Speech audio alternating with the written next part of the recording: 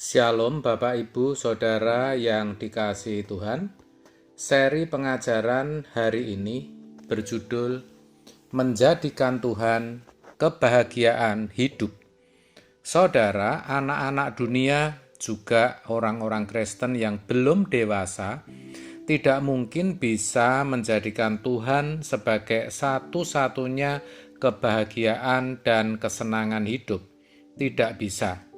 Karena kesenangan dunia telah membelenggu hidup mereka, sehingga mereka tidak mengerti bagaimana caranya menjadikan Tuhan sebagai satu-satunya kesenangan atau kebahagiaan.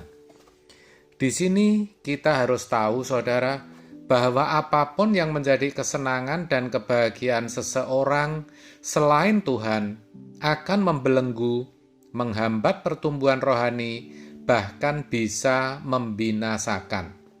Tetapi saudara, kalau kita bertumbuh dewasa, kita akan bisa menjadikan Tuhan sebagai satu-satunya kebahagiaan. Tidak hanya itu, kita juga bisa merasakan kemerdekaan dan kebebasan. Luar biasa, bukan? Menjadikan Tuhan kebahagiaan dan kesenangan satu-satunya memang tidak mudah dan sangat berat, tapi juga sangat bisa.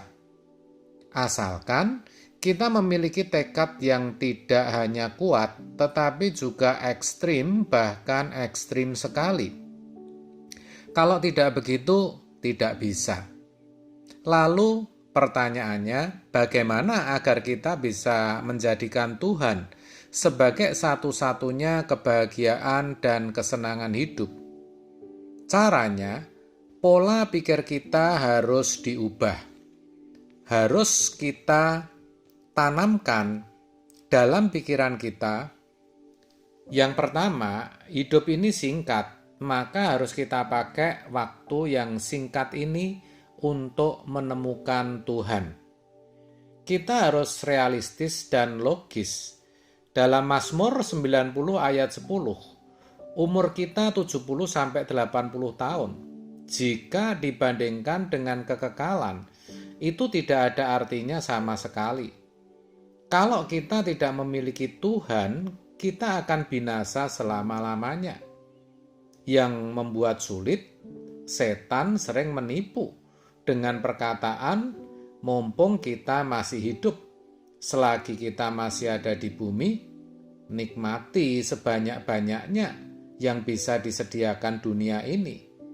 Nah, akhirnya banyak orang berjuang tanpa batas agar bisa menikmati dunia dan hiburannya.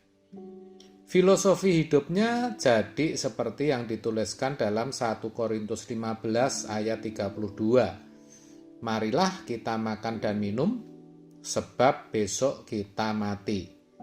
Saudara, orang seperti itu pikirannya kebalik. Mereka menganggap kalau kita memikirkan hal-hal surgawi, kehidupan yang akan datang, itu sesuatu yang tidak logis dan tidak realistis. Padahal justru inilah yang logis dan realistis. Kan begitu? Itulah sebabnya cara berpikir kita harus kita ubah. Tanpa mau mengubah cara berpikir, kita tidak akan mungkin menjadikan Tuhan sebagai satu-satunya kebahagiaan. Jadi bukan tanpa alasan pemazmur mengatakan, siapa gerangan ada padaku di surga selain engkau. Selain engkau tidak ada yang kuingini di bumi. Mazmur 73 ayat 25. Saudara, ketika seseorang meninggal, itu seperti bangun tidur. Ketika matanya terbuka, ia akan melihat kekekalan. Begitu melihat kekekalan, hidup jadi seperti mimpi.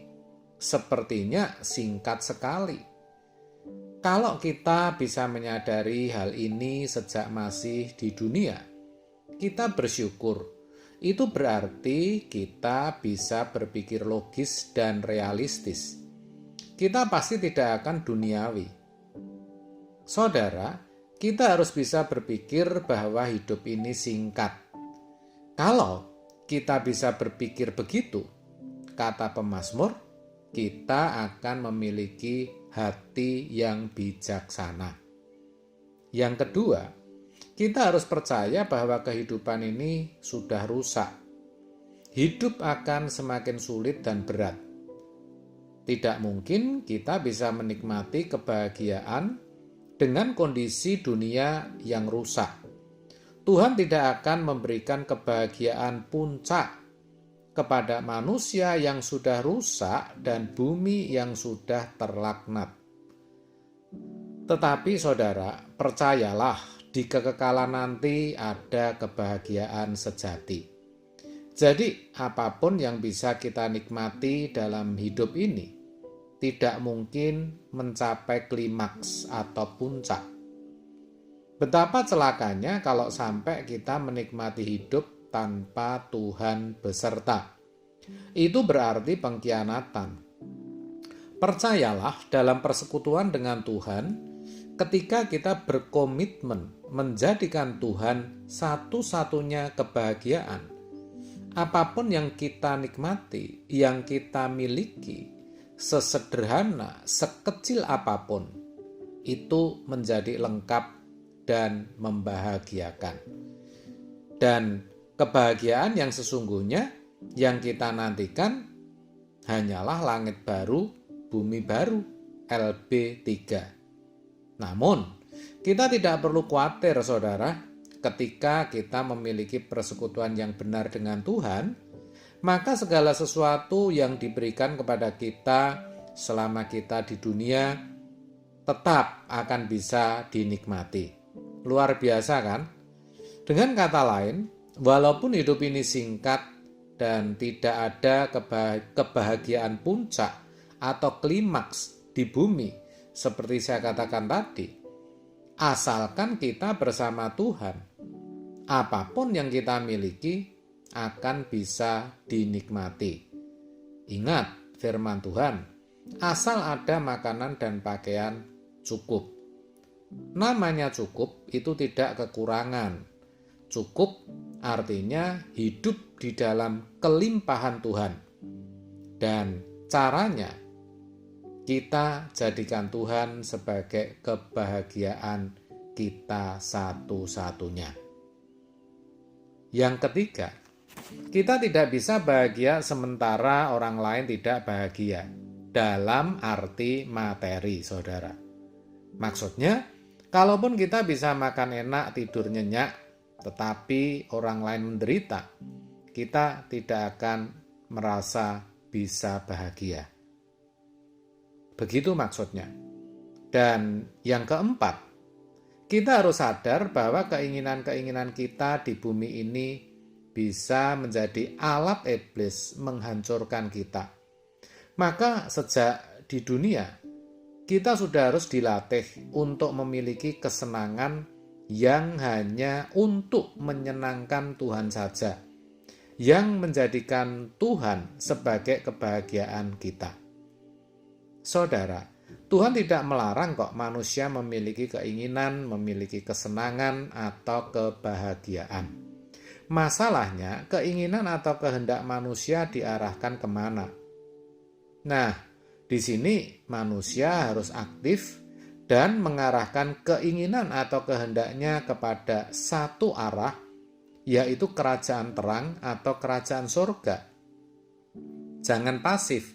Sebab jika bersikap pasif, manusia akan diterkam iblis. Jangan juga aktif, tetapi kepada arah yang salah, sehingga juga menjadi mangsa kuasa gelap. Saudara, hidup ini singkat. Kita tidak tahu kapan akan berakhir. Jadi, mari kita memaksakan diri untuk ini, tanpa batas. Kita gunakan setiap kesempatan untuk bertumbuh sampai kita bisa menjadikan Tuhan satu-satunya kebahagiaan dan kesenangan hidup. Percayalah, saudara bisa. Amin. Tuhan Yesus memberkati.